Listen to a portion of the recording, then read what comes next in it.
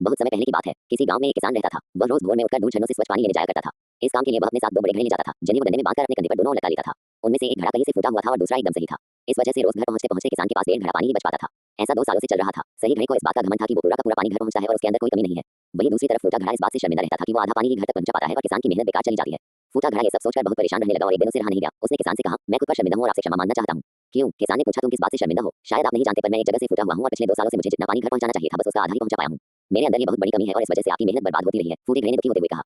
किसान को घड़े की बात सुनकर थोड़ा दुख हुआ और वह बोला, कोई बात नहीं, मैं चाहता हूं कि आज लौटते वक्त तुम रास्ते में पड़ने वाले सुंदर फूलों को देखो। घड़े ने वैसा ही किया। वह रास्ते भर सुंदर फूलों को देखता आया। ऐसा करने से उसकी उदासी कुछ दूर हुई। पर घर पहुंचते पहुंचते फिर उसके अंदर से आधा पानी गिर चुका था। वो मायूस हो गया और किसान से क्षमा मांगने लगा। किसान बोला, शायद तुमने ध्यान नहीं दिया। पूरे रास्ते में जितने भी फूल थे वो बस तुम्हारी तरफ ही थे। सही घड़े की तरफ एक भी फूल नहीं था। ऐसा इसलिए क्योंकि मैं हमेशा से तुम्हारे अंदर की कमी को जानता था और मैंने उसका लाभ उठाया। मैंने तुम्हारी तरफ वाले रास्ते पर रंग बिरंगे फूलों के बीज बो दिए थे। तुम रोज थोड़ा थोड़ा करके उन्हें सींचते रहे और पूरे रास्ते को इतना खूबसूरत बना दिया। आज तुम्हारी वजह से ही मैं इन फूलों को भगवान को अर्पित कर पाता हूं और अपना घर सुंदर बना पाता हूं। तुम ही सोचो, अगर तुम जैसे हो वैसे नहीं होते तो भला क्या मैं ये सब कुछ कर पाता। तारांकन शिक्षा। दोस्तों, हम सभी के अंदर कोई ना कोई कमी होती है, पर यही कमियां हमें अनोखा बनाती हैं।